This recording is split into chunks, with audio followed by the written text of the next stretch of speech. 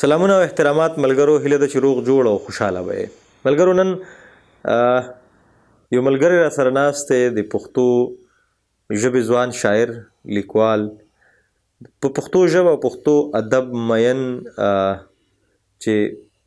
په غرونو ګرځي، په خپل موټر سایکل ګرځي، د پښتنو شاعرانو په لټون کې تر چتراله، تر باجوړه، تر مومندو، تر پیښوره تللی دی. په دغه غرونو کې د شاعرانو سره ناست دی، شاعران یې اورېدلي هم دي، کتلي هم دي، را پیدا کړي هم دي. داسې شاعران یې هم را پیدا کړي چې زما په خیال ډېرو خلکو نه پېژندل، اوس لوی لوی نامې هم لري. او دغه سفر څومره دی، دغه سفر کله شروع شو، ولې شروع شو، څنګه شروع شو، اوس کوم ځای ته رسېدلی دی، څومره دغه کاره مطمئن دی. نو د هغې سره خبرې کوو، د هغوی په ژوند، د هغوی په کار، په دغه سفر هم ورسره خبره کوو. ورسره د هغې تر څه حده په ټولنیزو رسنیو موږ ګورو چې هغه یو بنسټ ایښودونکی، بنیاد ایښودونکی هم دی. د غرونو د سفرونو دغه قصې به نن د هغوی نه اورو. راځئ، نیازک خان را سره موجود دی. هرکلی ورته ټول وایو، ستړي مشي، او هر کله دې راشي موږ ورته ستړي مشي وایو. نیازک خانه، ستړي مشي درته وایم او په خیر راغلی. ډېره مننه اشنا، کور دې ودان، خدای دې خوشحاله کړه. نیازک خانه، ژوند څنګه روان دی؟ ژوند په دې ساعتونو د خدای پاک لاک فضل دی، ډېر ښکلی روان دی. نیازک خانه، خبرې خو ډېرې دي او ستا که موږ ګورو نن سبا په سوشل میډیا باندې یا په ټولنیزو رسنیو خلک تا ګوري، تا اوري، تا ویني، ډېر مینوال هم لرې، خوشحاله هم یو چې ته نن زموږ سره ناست دی. دغه سفر که راته لږ په لنډو ټکو کې بیان کړي چې څنګه شروع شو، د کوم ځای شروع شو، اوس په کوم ځای ولاړ دی؟ ولاړ خو نه دی، روان دی. او دغه مزل که زه ووایم دا د بلا و خبره ده. 2008 لسم کې موږ به د وصال نت په نوم باندې دا میسیجونه به هم خوروله، نو هغې له به د خلکو د نت نوم ورکوو. نو دغه انتخابونه به هم کوله. او بل دا د خدای خدمتګارانو لاره وه چې زما سره پکې ملګري وو، شاکر بهار، افراسیاب عبدالله، دغه ملګري را سره وو. بیا هغوی د څه ستونزې پیښې شولې، هغه بیا یوازې شو، بیا څه نور ملګري راغله، هغه ملګري هم ور دی ده. خو یوازینی یمه، بس روان یم په دغې لارو باندې ګرځم، په دغې شاعرانو ملګرو پسې، په استادانو پسې، او دغه خپرونې دي، بس دغه ته ریکارډ کوم. صحیح. نیازک خانه، دغه خیال مو څنګه راغې او دغه خو تاسو وویله، بیا دغه سفر ته تاسو په کم نظر ګورئ چې یو لار هم تاسو کېښوده؟ ما چې څنګه په شروع کې وویل چې یو بنسټ تاسو کېښودو، اوس ډېر خلک په دغه لاره باندې روان دي، څه خوشحالي محسوسوئ خامخا چې ستاسو په هغه لار باندې ډېر خلک روان دي؟ بلکل، ډېر زیات خوشحالېږم. خو هغې خلکو ته ډېر زیات خوشحالېږم څوک چې د معیار خیال ساتي. یو شعر کې بدلون ویني چې یاره دا شعر به بدلون راولي، دغه شعر کې یو پیغام دی. پښتانه خو لکه د غنم د دانو په دې ټوله دنیا ویشلې شوي دي، نو په هر ځای کې پښتانه دي. نو هغوی ته هم لږ یو سکون میلاویږي چې داسې څوک شته چې د خپلې ژبې سره اوس هم مخلص دي، مینه لري، که شعر ریکارډ کړي، که نور کار وکړي، خو په خپله ژبه کې کوي. نو مطمئن یم د هغې خلکو نه څوک چې د معیار خیال ساتي، د خپلې ژبې خیال ساتي، لکه ډېر خلک پکې را هم شي، لاړ هم شي، نو د هغې خلکو غندنه پکار ده، او څوک چې کار کوي نو د هغوی ستاینه پکار ده. څنګه تاسو کله به پروګرام کوئ، دغسې ډایرکټ لکه ورشئ او خلکو سره کښېنئ، خبرې او شعرونه ترې واورئ، ریکارډ کړئ او بس فیسبوک ته، یوټیوب ته یې وخېژوئ، که نه د هغې نه مخکې هم څه ګورئ، هغې اورئ، هغوی لولئ؟ اشنا داسې ده چې د ښه شعر انتخاب لپاره بغیر د ستړي نه کېږي. ما خو تاسو ته په وړومبي سر کې وویل چې په 2008 کې، 9 لسم 11 کې، په دغې وختونو نه مونږ د میسیجونو هغه انتخابونه هم زمونږ په زړه او ذهنونو کې شته. خو که بیا مونږ د یو ملګري نه پروګرام کوو، نو پکار ده چې زه د هغه کتاب ولولم، په هغې کې خپل انتخاب په خپله باندې وکړم چې دا شعر به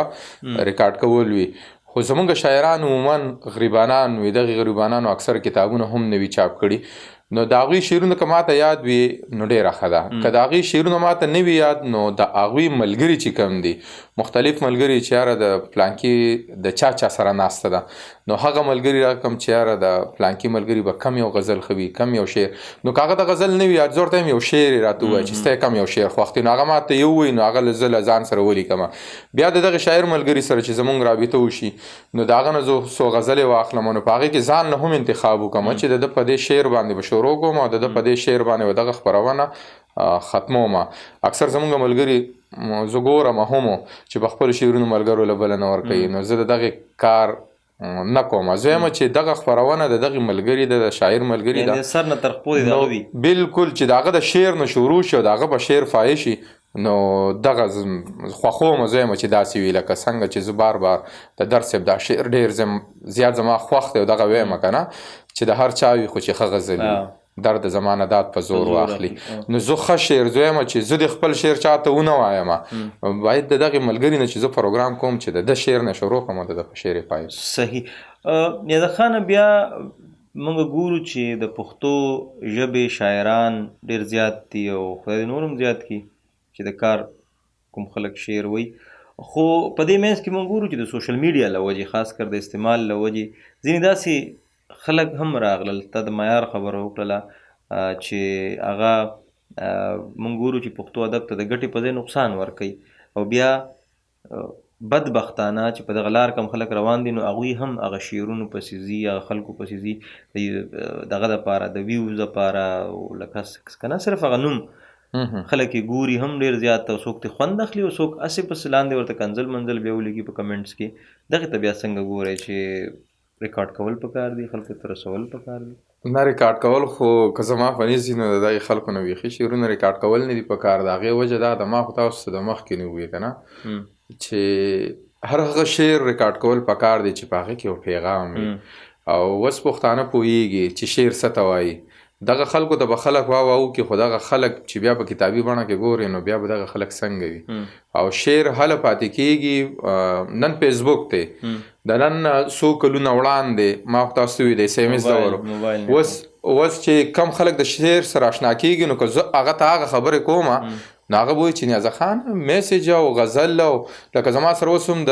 1100 شاعرانو ملګرو نمبر شته د موبایل نمبر چې په هغې کې اعظم صاحب دلی دی خدای پاک دی وبخي همایون هما صاحب دلی دی ډېر مشران په هغې کې وو که نه ما به ورته غزل لیږلی او د ډاکټر صاحب د خدای ژوندی لري همایون هما صاحب هغه اس ام اس را سره شته چې لکه دا څیزونه زه ډېر نه ګورم خو چې سا د نمبر نه څه هم راشي نو دا ډېر په غور ګورم نو دا زما دپاره اعزاز خبره وه د هغوی هغه میسج اوس هم زما سره په هغې موبایل کې شته دی نو 2008 ته ګوره 9 ته ګوره دا د شلم شو 12 کاله په دې منځ کې ووته خو د ښه شعر سره علاقه لرل او هغه بیا راوړل ریکارډ کول نو په دې معنی اوس پښتانه پوهېږي وا ورته باید خلک وکړي خو په راتلونکي وخت کې په کتابي بڼه کې به دا خلک څه پرېږدي نو بیا په کتاب کې هغه پیغام نو بیا به هغه خلک وایي چې دا داسې لیکلي دي ټیک ټیک پښتانه بیا څومره مینه ورکوي چې تاسو ګوري یا چېرته میلاویږي در سره نو په دغې نه بیا مطمئن یې چې او په رښتیا باندې دغه پیغام رسیږي در پښتنو یاره د پښتنو خو جواب نشته دی اشنا چې پښتو ژبې سره څوک مخلصه پاتې شي که نه په خدای مې قسم چې دا پښتانه خلک راواخلي پاس اسمان ته وخیږي خو بیا یو ګیله پښتانه زموږ کوي مشران چې پښتو لیکل او لوستل پښتانه نه زده کوي بس صرف اورېدل به کوي نه اوس په د خیره سره زده کوي هم او د هغې وجه دا ده چې دا کمنټسونه تاسو په فیسبوک باندې ګورئ که نه چې څوک په رومن کې د انګلیش په حروفو کې چاته ډېره مننه لیکي نو هغه ځان هم هغه دغه محسوسوي چې دا کار زه ټیک نه کوم دا غلط کوم ما ته ګوډه پښتو لیکي خو لیکي نو د خیر سره نن ما ته ګوډه لیکي سبا به دې ټیک ټاک پښتو لیکي مطلب مونږ هیلهمند زه باوري یم چې دا به زده کوي د خیره صحیح ده بیا نیاز خانه دا تګ راتګ دا په خلکو پسې منډې ترړې د هغوی پسې تلل تر باجوړه تلل په موټر سایکل تیل هم خوري که نه تر پلیو بونیر تل مختار حیران او منیر بونیری سره هلته کېناستل بیا تر ممندو په ودان عثمان خیل پسې راتلل یا تر پېښوره په شاهد علي شاهد پسې راتلل دا خو ډېرې پیسې هم غواړي نو آیا د دې ویډیوګانو نه چې څومره موږ اورېدلي چې یوټیوب نه پیسې هم راځي نو